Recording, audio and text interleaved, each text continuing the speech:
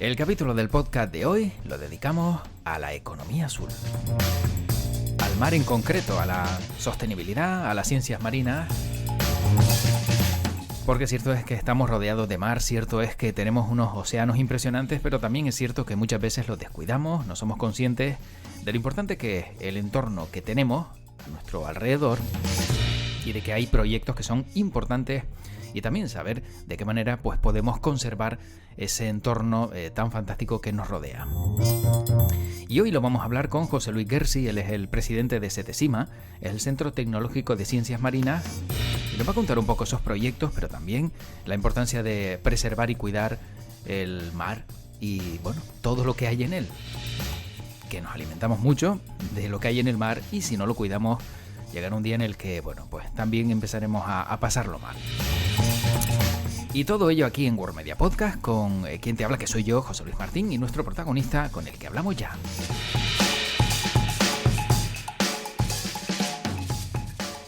José Luis Gersi, él es presidente de CETESIMA, el Centro Tecnológico de Ciencias Marinas. ¿Qué tal? ¿Cómo estamos? Estamos perfectamente. Bueno, el motivo de esta conversación es charlar con José Luis Gersi, presidente de CETESIMA, porque primero cumplen 20 años y enseguida haremos un repaso también de esas 2 décadas. Pero lo primero quizás sería saber qué es CETESIMA. El Centro Tecnológico de Ciencias Marinas es una asociación sin ánimo de lucro que, como ha señalado, nació a finales de 2003. Precisamente en este momento estamos cumpliendo esos 20 años de vida. Y nació un poco como consecuencia de una nueva dinámica que se estaba generando en España a través de la nueva ley de la ciencia, por la cual se trataba de acercar la gestión de los fondos públicos dedicados a la I+D+I más al mundo empresarial, o sea, conseguir que el proceso de transferencia fuera más fluido y que la gestión fuera más ágil. Por lo tanto, en muchas partes de España se empezaron a crear este tipo de centros, en principio en algunos casos con más éxito que en otros, precisamente para buscar esto. De hecho, hay ejemplos realmente emblemáticos hoy día en nuestro país de funcionamiento, ¿no? Y ese es el origen. El origen es así. Había unas condiciones mínimas básicas en las cuales pues, se requería que hubiera una mayoría privada en estos centros, es decir, que apareciera el sector privado de forma potente, esa colaboración con lo público, y también, bueno, pues que realmente se pudiera contribuir a ese acercamiento que digo. Y ese fue el origen y el nacimiento, a partir de una serie de emprendedores de este mundo que en Canarias han habido y que han contribuido muchísimo a generar otros organismos como Procan, que han participado en el Instituto Tecnológico de Canarias, etcétera, etcétera. Y desde su punto de vista, aunque han pasado 2 décadas, ¿se le da la importancia y la relevancia que debería tener pues, no sé, actividades como por ejemplo son la innovación y la tecnología marina, teniendo en cuenta lo importantes que son? Digamos que a nivel conceptual, a nivel teórico, está perfectamente asumido y todo el mundo habla de ello, pero realmente todavía hay mucho trecho por recorrer. O sea, los fondos han crecido mucho, hay una gestión quizás más ágil, pero en Canarias, por poner un ejemplo claro, todavía no hay ningún centro ni de apoyo a la innovación ni tecnológico registrado en esos registros a nivel nacional que se crearon hace ya tanto tiempo. Esto es un indicativo. Es verdad que, como señalan las universidades, hay un peso muy importante desde el mundo académico en la generación de conocimiento, pero sin embargo estas herramientas que en comunidades como Cataluña, País Vasco, incluso Galicia y Andalucía tienen ya un rodaje amplio y un bagaje de conocimiento muy importante acumulado, pues aquí en Canarias todavía no se han producido. ¿Y por qué no se han producido? Teniendo en cuenta la importancia que se ve, parece que se le da, ¿no?, en el territorio nacional y Canarias pues también siendo un foco importante, plataforma tricontinental, etcétera, etcétera. ¿Por qué no ha caminado en esa línea? Vamos a ver, es complejo de analizar. Claro. Realmente hay mucha gente hay muchas opiniones que se hablan de que el tejido empresarial en Canarias es débil, que hay dificultades para que este tipo de organismos se generen, que las empresas son de pequeño tamaño, etcétera, etcétera. También es verdad que los propios centros de investigación pues han sido escasos, ya digo, casi todos vinculados a la universidad. Aquí en Canarias realmente el más potente y conocido es el Instituto de Astrología, el IAC, en Tenerife, es un organismo muy, muy potente, pero en general no hay mucho más. ¿Por qué? Bueno, yo creo que se va creando esa necesidad y esa conciencia. Es verdad que el turismo ha tenido un peso muy importante y lo sigue teniendo y lo va a seguir teniendo, y defendemos que así sea en la economía canaria, pero eso ha hecho que otros sectores pues hayan estado más difuminados y hayan tenido menos peso en esa famosa diversificación que queremos encontrar para nuestro territorio. Hoy día parece que se es más consciente de esto. Se habla mucho de la economía azul, que es donde nosotros nos movemos, y efectivamente sectores vinculados más a la actividad portuaria y al sector marino-marítimo están demostrando una fortaleza que quizás era más desconocida hasta ahora o se hacía ver menos en la sociedad, especialmente en Las Palmas. Tiene un efecto tractor importantísimo, ¿no? Y bueno, pues parece que eso va a ir caminando más por esa línea, que realmente todo el mundo es consciente, además de que tras la gran crisis financiera que hemos pasado hace unos pocos años todavía, sectores más cerca de la industria y más cerca de esa diversificación pudieron soportar mejor los efectos de la crisis que otros, que ya saben que se pararon totalmente, vamos.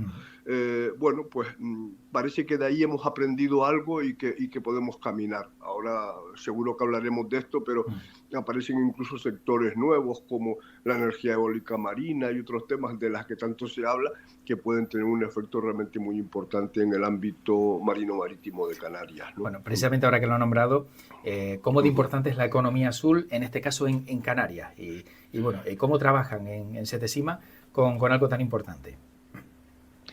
Bueno, vamos a ver, nosotros ya nacimos vinculados a esta área, cuando todavía en Europa se empezaba a hablar de esta terminología, y hemos hecho un esfuerzo por intentar cuantificar y evaluar cuál es el peso de esta economía azul en Canarias.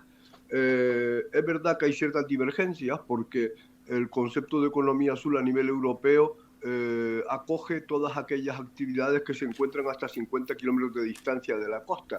Eso implica que incluye pues todo el sector turístico de sol y playa, o sea, de alojamientos turísticos, etcétera. Nosotros cuando empezamos a hacer la evaluación no es que nos quisiéramos separar de eso, pero sí pensamos que si queríamos visualizar el potencial, debíamos separarlo de ese sector turístico que tiene vida propia en Canarias y tiene la potencia que tiene, y que deberíamos visualizar más el resto de sectores. Y por lo tanto nos centramos en toda una serie de sectores que están definidos en la Unión Europea, pero dejando de lado en parte eso, porque digo en parte porque lo que es náutica y deportes náuticos y todos esos temas vinculados a la zona del mar y que tienen alguna relación con el turismo, los mantuvimos, así como el sector de cruceros. Pero después a partir de ahí nos centramos en pesca, acuicultura, todos los temas de actividad portuaria, o sea, reparación naval y plataformas offshore, transporte marítimo, etcétera, desalación, por supuesto, también, y los sectores emergentes como son la biotecnología y las energías renovables marinas en términos generales, ¿no? Entonces, cuantificando todo eso, a nosotros nos dio una proporción de un poquito superior al 6% del Producto Interior Bruto de Canarias. Digo que hay algo de divergencia en esto porque efectivamente nosotros no somos técnicos de estadística ni nada por el estilo, pero sí a la hora de caracterizar y de cuantificar, pues hay otros expertos que piensan que hay cosas que se deben dejar fuera. Por ejemplo, en recientes estudios del ISTAC no se contempla el tema de cruceros, y hay una serie de códigos estadísticos que piensan que no deben estar. Pero bueno, digamos que eso para mí no es lo, o para nosotros no es lo más importante. Lo más importante es tener esa conciencia y contar con esos indicadores. Y pensamos que tiene un peso muy importante, ya digo, en torno al 6 y pico por ciento en Canarias y con un crecimiento continuado. Entonces, creo que hay que prestarle atención y darle todo el apoyo del mundo porque realmente es muy importante. Quiero decir que además en CETESIMA hemos trabajado con el ITC para la elaboración de la estrategia de economía azul del gobierno de Canarias, con lo cual, bueno, pues todos estos trabajos y todo nuestro trabajo, todos estos indicadores y estudios están perfectamente alineados con esta estrategia y con todos estos objetivos estratégicos que se están fijando para nuestro territorio. Planteo la pregunta de otra manera, a lo mejor para quienes nos están siguiendo, lo pudieran entender. Si no trabajáramos en economía azul, si no impulsáramos todas estas iniciativas, ¿qué pasaría? Bueno, vamos a ver, es difícil que no se pudiera trabajar en esto porque es que somos un territorio archipelágico, es que estamos nadando en medio del mar y además, bueno, pues tenemos unas condiciones desde nuestro punto de vista muy especiales, o sea, el ser parte de la Macaronesia, como sabe, pues supone una climatología y unas condiciones de biodiversidad muy específicas, muy determinadas, pues es lo que por un lado nos ha permitido que ese turismo sea estable durante todo el año y por otro lado el que nos coloquemos en un punto geográficamente estratégico para toda una serie de actividades. O sea, por ejemplo, no es una casualidad que la energía eólica marina vaya a empezar a desarrollarse en Canarias, porque las condiciones son excepcionales, como ya hemos visto en tierra también, y eso pues permite un crecimiento potencial muy grande. No es una casualidad que temas como el transporte marítimo y la reparación naval tengan tanto peso porque precisamente el posicionamiento que tenemos permite eso y aparte de que la formación y la calidad del trabajo nos hayan posicionado de la forma que nos han posicionado en todos esos sectores. No es una casualidad tampoco el tema de la desalación, como usted bien sabe, porque es que en eso fuimos pioneros y sigue teniendo un peso importantísimo en nuestras islas ese tema, que ahora además está dando un salto tecnológico importante también y se está haciendo un gran trabajo en ese nivel. En la acuicultura tampoco es ninguna novedad. La acuicultura tiene unas condiciones excepcionales, está sufriendo graves retrasos en su desarrollo por todos los temas de permisología y de barreras administrativas que no son solo de Canarias, pero que en Canarias afectan especialmente. Y pensamos que ahí puede jugar a futuro también un gran trabajo. Después, no hemos hablado hasta ahora, pero en el ámbito de la cooperación con África, en donde hay programas específicos europeos para Canarias, hay un potencial inmenso, inmenso tanto desde el punto de vista académico como desde el punto de vista de desarrollo de negocio. Ahora incluso ampliado a nuevos países. Bueno, habría una temática amplísima para hablar en esos términos, ¿no? O sea que es difícil concebir el futuro de Canarias sin tener en cuenta todo lo que hoy llamamos economía azul, la sin verdad. Duda, sin duda. Bueno, señor Gersi, de estos 20 años, ¿con qué hito se queda más importante en CETESIMA? Vamos a ver, la verdad es que ha sido un proceso en que ha ido encajando poco a poco. En los inicios, desde luego, bueno, pues estuvimos muy vinculados al Instituto de Ciencias Marinas. De hecho, un eje central fue el antiguo Instituto de Ciencias Marinas que había en Taliarte. Un hecho clave fue un convenio específico para poder compartir la investigación, o sea, convertirnos en ese vínculo de unión con el mundo de la academia y el mundo de la investigación. Eso fue un elemento base de inicio. Después jugamos un papel muy importante también en el nacimiento del clúster marítimo de Canarias. Ahí, en base a nuestra relación con la Fundación Innovamar a nivel nacional, que era a su vez la gerencia técnica del clúster marítimo español, pues empezamos a trabajar aquí con una serie de personas, entre las que se encuentra su actual presidente Vicente Marrero y otras personas del ámbito empresarial y académico, y estuvimos en todos los trabajos pre-clúster y de elaboración de toda la documentación previa para su creación. participamos en su creación y mantuvimos la gerencia técnica durante varios años, donde ahora seguimos pues colaborando intensamente. Creo que el clúster ha jugado un papel muy importante en este ámbito y en estos años también. Claro. Y le doy mucha importancia a esa parte que hemos trabajado.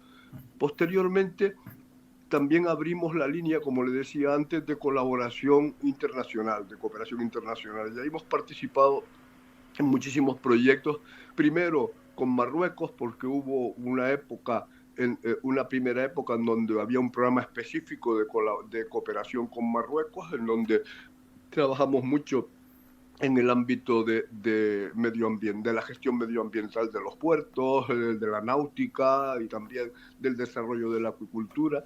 Posteriormente, con el nuevo programa MAC, hemos trabajado muchísimo con Cabo Verde, Mauritania, Senegal, en estos ámbitos también. Son muy variados, desde la sanidad animal hasta, yo no sé, amplísimo. Realmente eso fue un salto muy importante porque nos ayudó muchísimo a enfrentar la crisis financiera tan importante que hubo. O sea, en aquel momento el estar inmersos en esta serie de proyectos nos permitió seguir trabajando ampliamente y poder pues caminar y mantenernos de cara al futuro. Y ahora pues estamos tratando de, a lo largo de 2024, finalmente quedar inscritos en ese registro general a nivel nacional y poder pues subir ese escalón como centro de apoyo a la innovación y pues poder colaborar con nuestra sociedad en ese desarrollo y en ese vínculo entre el mundo de la investigación y el mundo empresarial, ¿no? Bueno, un paso importante también para este 2024, como dice, y bueno, también seguir caminando, aunque se cumplan 20 años, uno no se puede parar, ¿no? Porque, claro, sobre todo los que son marinos o marineros saben que lo bueno que tiene, ¿no?, el mar es que la inercia siempre te empuja un poquito, ¿no? Y aunque sea un golpe de motor, siempre te ayuda a seguir caminando. Efectivamente, sí, efectivamente. Bueno, para ir acabando, ¿cómo podemos, porque antes lo nombraba, cómo podemos combinar turismo y sostenibilidad sin dañar nuestro ecosistema marino? Bueno, conviene, vamos a ver, este es un tema sí, no que es también sencillo. Tiene de mucha sensibilidad social y en mi opinión muchas veces bastante desenfocado, porque a veces parece que damos la imagen de aquellos nuevos ricos que estamos de acuerdo con todos y somos progresistas en todos, pero preferimos que los hagan otros para que no nos ensucien nuestra casa, como se suele decir. Vamos a ver, creo que como canarios es muy importante cuando hablamos de diversificación, cuando hablamos de crecimiento económico, que realmente nuestros jóvenes y nuestros ciudadanos encuentren realmente camino para desarrollarse profesionalmente y en todos los aspectos. Lo que no podemos es cerrar puertas continuamente a los crecimientos y a los nuevos temas. O sea, hablamos mucho de emprendeduría, hablamos mucho de generación de temas nuevos, pero sin embargo nuestra legislación y nuestra normativa parece que está hecha específicamente para evitar que algún emprendedor pueda hacer algo nuevo, porque realmente todo lo que no esté regulado hoy día o tipificado hoy día es imposible de sacarlo adelante.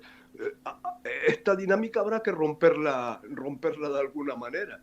Y yo creo que sobre todo se rompe aplicando mucho el sentido común y teniendo en cuenta que cualquier actividad humana efectivamente tiene un impacto en el medio, tanto en el medio terrestre como en el medio marino, pero que evidentemente pues todo es proporcional y todo debe estudiarse en función de la superficie en donde nos movemos y de las capacidades que tenemos, porque si no, pues llegamos a escuchar cosas bastante absurdas, ¿no? Como puede ver, soy bastante crítico con determinados temas en esto, pero evidentemente lo defiendo al 100%. O sea, creo que hay que cumplir la normativa, creo que hay que defender el medio ambiente a tope, pero no puede ser que para cualquier cosa nueva que se quiera emprender, el tiempo mínimo para puesta en marcha sea 5 años y de ahí para arriba. Eso es contrario al desarrollo de nuestra economía, al desarrollo de nuestra tierra y de nuestra gente, es que es lo fundamental.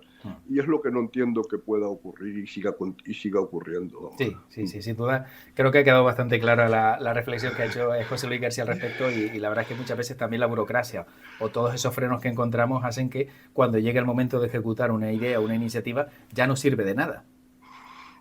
Claro, efectivamente, y al final siempre acabamos hablando de otros, hablamos de que bien le ha ido a Singapur, que bien le ha ido a no sé quién, que bien le ha ido a no sé quién, pero parece que nosotros simplemente podemos ser espectadores y no tenemos por qué, porque realmente aquí hay un potencial realmente espectacular y que se está echando a perder si no se le da cauce y salida. Exactamente.